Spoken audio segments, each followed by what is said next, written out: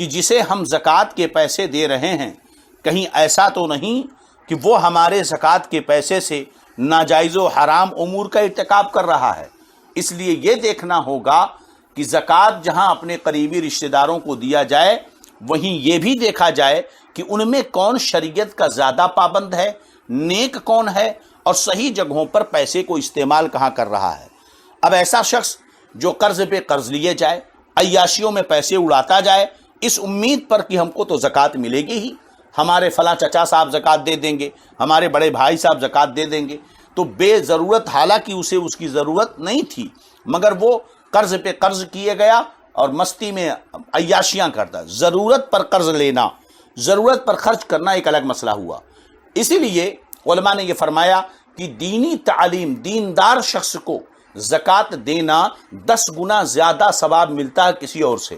تو قریبی رشتہ دار یقیناً سب سے پہلے حقدار ہیں کہ آپ اپنے صدقے اور زکوٰۃ اپنے سب سے قریبی رشتہ داروں کو دیں جو زکوٰۃ کے مستحق ہیں، یہی سب سے پہلا مصرف ہے یقیناً۔ مگر یہ چیز ضرور ہم دھیان میں رکھیں کہ کہیں ہماری زکوٰۃ کی وجہ سے وہ ناکارہ اور جو ہے اوباش اور بدتمیز تو نہیں ہو رہا ہے، کہیں وہ زکوٰۃ کے پیسے کے انتظار میں لاوبالی اور آمارہ تو نہیں ہو رہا ہے۔ اس چیز کو بھی ذہن میں رکھیں۔ کبھی کبھی اس چیز کا ایسا ہوتا ہے کہ ہم ایک جگہ ایک کام کرنے جاتے ہیں اور نتیجہ یہ ہوتا ہے کہ وہ آدمی اپاہج جو لولا ہو جاتا ہے کہ اگر بس وہی انتظار میں رہتا ہے کہ بس زکوٰۃ آئے گی اور ہم اس سے اپنا کام چلائیں گے۔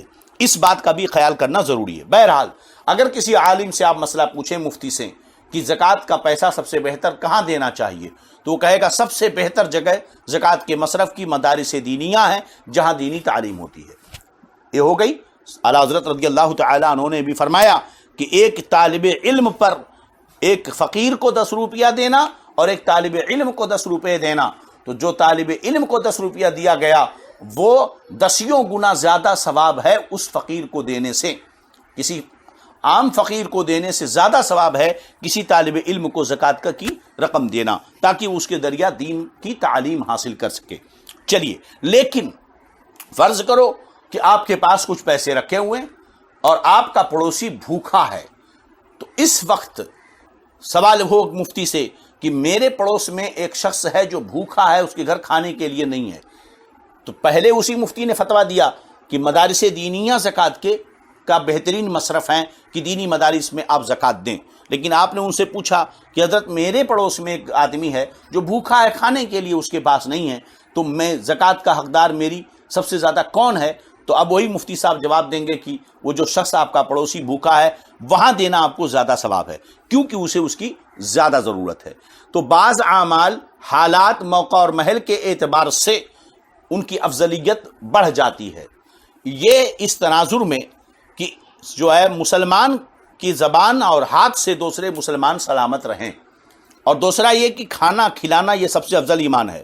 تو بظاہر دونوں حدیثیں ٹکرا رہی ہیں کہ پہلی حدیث میں تو سرکار نے فرمایا کہ اسلام کا سب سے افضل عمل سلام جو ہے جس کے زبان و ہاتھ سے مسلمان سلامت رہیں، دوسری حدیث میں فرمایا کہ سب سے بہتر عمل کون سا ہے؟ کھانا کھلانا ہے۔ تو دونوں حدیثیں تو ایک دوسرے سے ٹکرا رہی ہیں کہ اس میں اس کو افضل کہا، اس میں کھانا کھلانے کو افضل کہا۔ تو ہم نے یہ وضاحت اسی لیے کر دی کہ موقع اور محل کے اعتبار سے سرکار نے جہاں دیکھا کہ لوگوں کو زیادہ جو ہے ضرورت، لوگ تکلیف دے رہے ہیں، ایک دوسرے کو برائیاں کر رہے ہیں، تو وہاں فرمایا کہ افضل مسلمان وہ ہے اور اسلام کا افضل عمل یہ ہے کہ لوگ ایک دوسرے کو تکلیف نہ پہنچائیں، کسی کی برائی نہ کریں، غیبت نہ کریں۔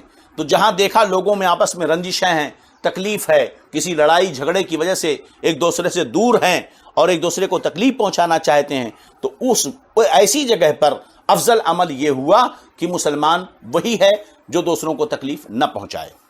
اور جہاں دیکھا کہ لوگ بھوکے ہیں، لوگوں کے پاس کھانا نہیں ہے، قحط سالی پڑی ہے یا غربت ہے، تو ایسی جگہ پر، ایسے علاقے میں جہاں لوگوں کو کھانے کی زیادہ ضرورت ہے، وہاں کھانا کھلانا سب سے بہتر عمل ہوگا۔ اور جہاں اجنبیت لوگوں میں پڑی ہو، کوئی ایک دوسرے سے ملنا نہ چاہتا ہو، محبت نہ ہو، تو وہاں سلام کرنا یہ سب سے افضل عمل ہوگا کہ اس سے محبت بڑھے گی۔ تو چونکہ یہ اس تناظر میں تھا کہ مکہ سے جو ہجرت کر کے مہاجرین، مکہ کے مہاجرین جو مدینہ گئے، ظاہر سی بات ہے وہاں ان کو کوئی پہچانتا نہیں تھا، اجنبیت تھی، تو سرکار نے فرمایا کہ سلام کرو ایک دوسرے کو، چاہے پہچانو یا نہ پہچانو، سلام کرو، اس سے آپس میں تمہاری محبت بڑھے گی۔ اور یہ کہ ان کے پاس کھانے کے لیے نہیں، اپنا گھر بار جائیداد چھوڑ کر سب مدینہ آ گئے ہیں، اس لیے اب انہیں کھانا کھلاؤ، رہنے کی جگہ دو، انہیں تانے مت دو، ان کے ساتھ اچھے سلوک کرو۔ چلیے اب یہ آگے کیا ہے؟ سلام کرو جسے تم پہچانتے ہو اور جس کو تم نہیں پہچانتے ہو۔ اب سب مسلمان ہو، پہچانو کہ نہ پہچانو، اگر وہ مسلمان ہے تو اسے سلام کرو۔ اس وقت ایک مطلب آج کل یہ باتیں ہوتی ہیں کہ کیا کافر کو بھی سلام کریں یا نہ کریں، اور نہ جانے کہاں کہاں سے ایک مسئلے اٹھا کر لاتے ہیں۔ سرکار نے اسے سلام کیا، اس کا جواب دیا، یہودوں کو سلام، ان کو سلام۔ تو یاد رہے ہمارے نبی صلی اللہ علیہ وسلم نے ارشاد فرمایا کہ یہودیوں کو سلام سے ابتدا نہ کرو، کہ ان سے سلام مت کیا کرو، اور اگر وہ راستے میں آ جائیں تو ان کے لیے راستہ مت خالی کرو بلکہ تنگ کرو ان کے لیے راستہ۔ دیکھیے اسی لیے یاد رہے کہ مسلمان کو سلام پہلے کیا جائے، سلام کرنا ضروری ہے کہ مسلمان کو سلام کیا جائے اور سلام کا جواب وہ دے۔ اب یہ ایک الگ بحث ہے، کبھی دوسرے وقت سلام کرنا سنت ہے، جواب دینا واجب ہے، علماء کے اقوال الگ ہیں۔ بہرحال صحیح یہی ہے کہ سلام کرنا یہ سنت ہے، اور اگر آدمی ملاقات کے لیے گیا تو اس وقت جواب دینا بھی اس کے اوپر واجب ہے، ورنہ وہ گنہگار ہوگا۔ اتنی آواز سے سلام کرے کہ وہ سن سکے، اور وہ اتنی آواز سے جواب دے کہ سلام کرنے والا کو اس کا جواب سنائی دے۔ اب مجلسوں کا اور الگ الگ حالتوں میں احکام الگ الگ ہوں گے، اس کی تفصیل کسی دوسرے وقت۔ اب دوسری بات، کیا غیر مسلم کو، یعنی جو اسلام سے خارج ہو، چاہے وہ کوئی بھی دھرم کا ماننے والا ہو، ان کے سلام کا جواب دیا جائے یا نہیں، یا ان کو سلام کیا جائے یا نہ کیا جائے؟ تو حدیث پاک میں سرکار دو جہاں صلی اللہ علیہ وسلم نے فرمایا لا تبدؤ الیہود والنصارى بالسلام، کہ یہود و نصارہ کو سلام نہ کرو۔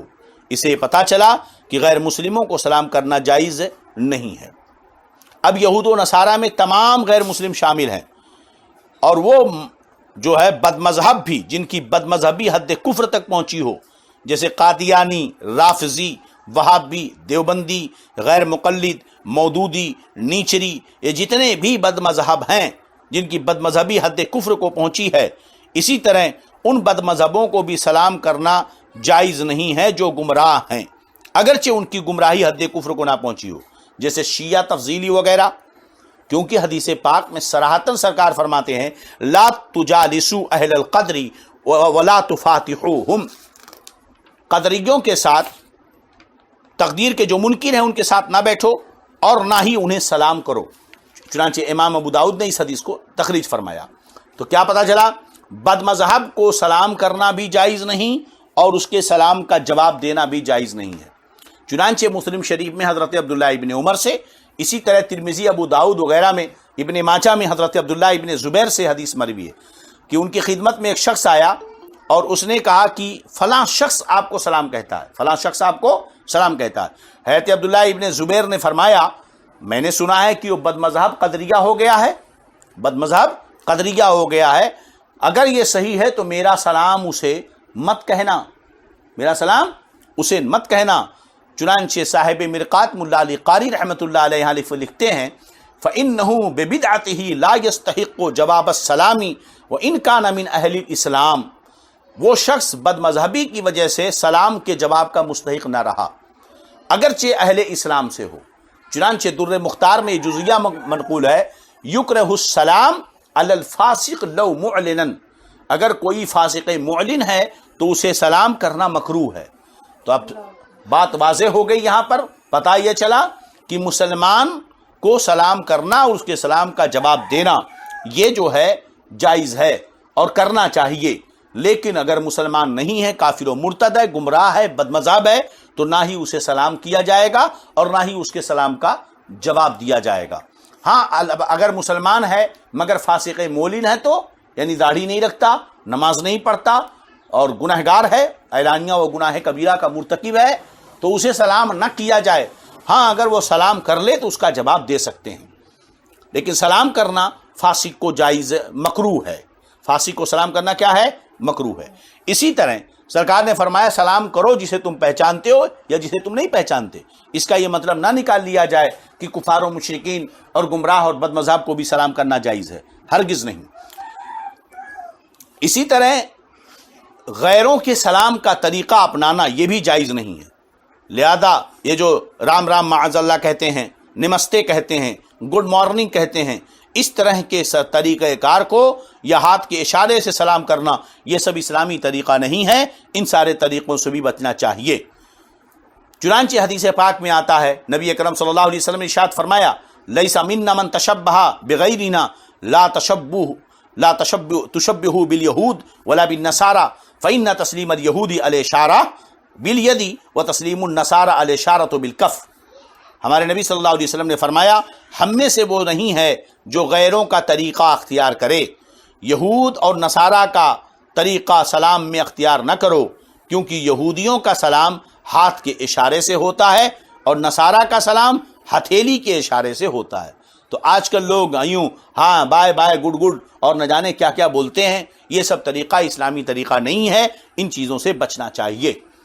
چلیے اب یہاں بات واضح ہو گئی کہ سلام کے لیے جسے تم پہچانتے ہو یا جسے تم نہیں پہچانتے ہو، مطلب یہ ہے کہ جو مسلمان ہے اور نہیں پہچانتے تب بھی سلام کرو، پہچانتے ہو تمہارا رشتہ دار ہے تو اسے بھی سلام کرو. اب یہاں سے بات واضح ہو گئی کہ اعمال کی افضلیت حالات اور مواقع کے اعتبار سے بیان کی گئی، اور دوسرے یہ کہ سلام ہر کسی کو کرنے کی اجازت نہیں ہے، صرف مسلمان کو سلام کرنے کی اجازت ہے. چلیے اب اس کے بعد کی حدیث.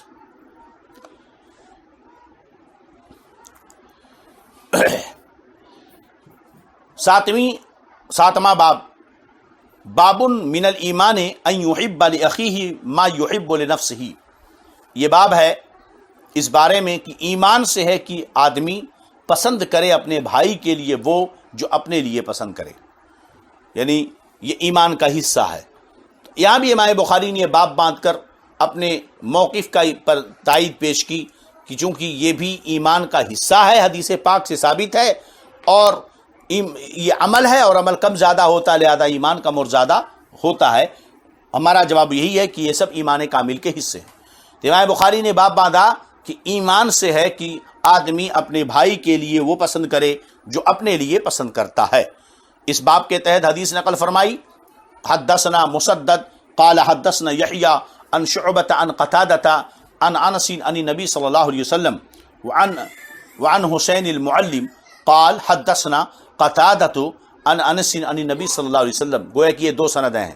قال، سرکار نے فرمایا، لا یؤمن احدکم حتی یحب لاخیہ ما یحب لنفسہ.